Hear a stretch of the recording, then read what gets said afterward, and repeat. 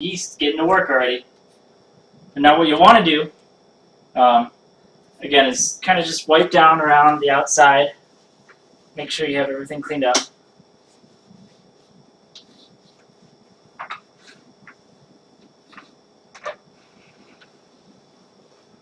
Make sure it's fully in there. Make sure you're up to the fill line on this as well.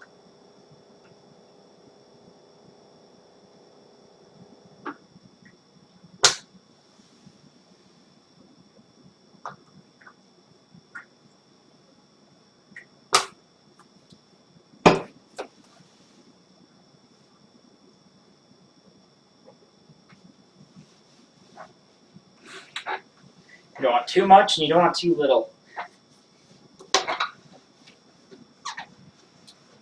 And just clean up the outsides. And the important part, after all that hard work, the 3, 4, whatever hours it was, the 2, 3 hours, you want to make sure everything stays clean. You want to make sure everything stays sanitized. You want to make sure that you have a place to put it. If you do not have a place to put it, then your beer will never be as glorious as this little glass right here. So,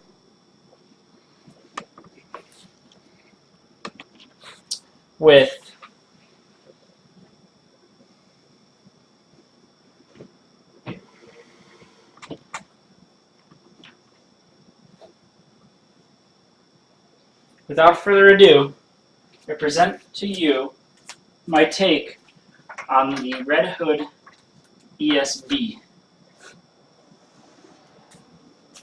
Now be careful, you don't want to shake the fermenter too much, or at all really.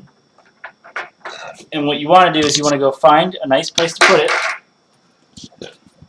It's cold, it could be a closet over there, it can be underneath your sink, or like your cabinets or whatever, above. But you want to make sure you keep it between the temperatures that it's supposed to be. And you'll see on the sides exactly what, with that slap-on thermometer, you'll see what temperature you're at. This little guy right here. He's your guide. If it gets too hot in one area, try to find another place in your 20 square foot apartment.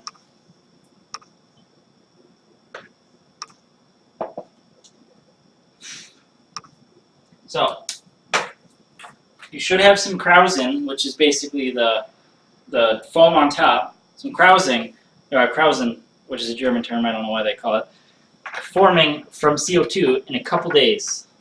2 to 3 days, actually. Sometimes you'll even see it start right away. It all depends on the yeast that you use and your temperature.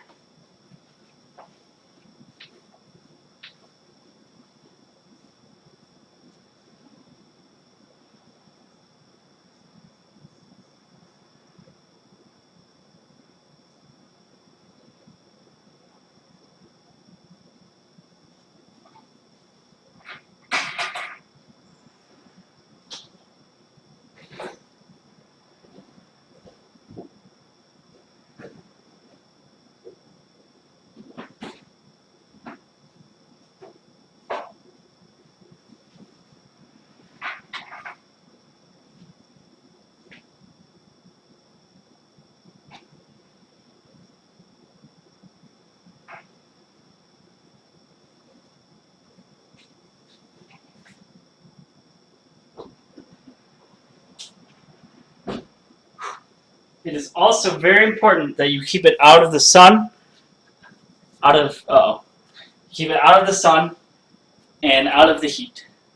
You don't want to put it right next to your air conditioner or your furnace.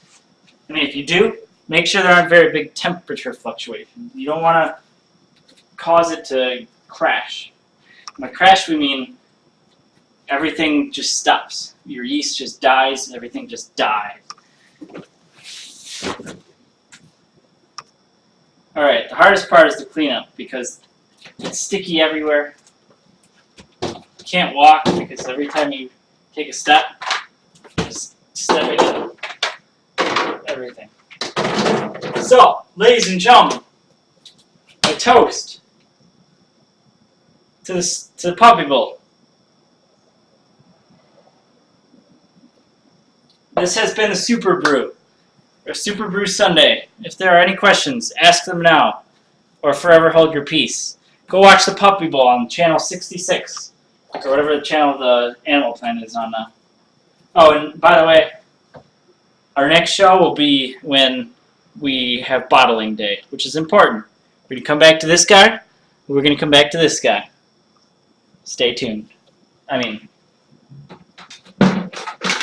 be ready for bottling day. Oh, and I'm also taking names on the beer that I just made. It needs a name. It has to be something to do with shoes. Prost.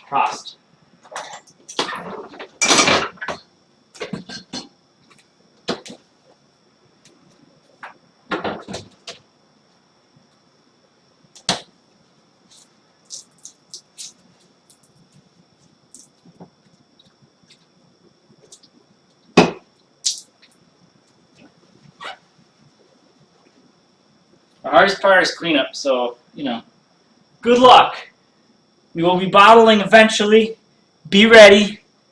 Subscribe and give me all your money. I love all. Typical YouTube, Twitch advertising. Just kidding. But bottling day shouldn't take too long. I think it recommends 7 days of fermentation, and then they want you to transfer it, blah, blah, blah. They want you to do two-week fermentation. I will probably do 2 weeks of fermentation, give or take 3 or 4 days, and then we will come back on that weekend. So maybe 3 weeks from now, we will bottle it, and then we will let those bottles condition for 2 weeks. And then after that, we get to drink them and sell them for everybody. Diarrhea, Taco Bell, vomit. The deal. That's not the name. But thank you for watching J&J Extreme Brewing. Okay, signing off. Be ready for the bottling day in 3 weeks.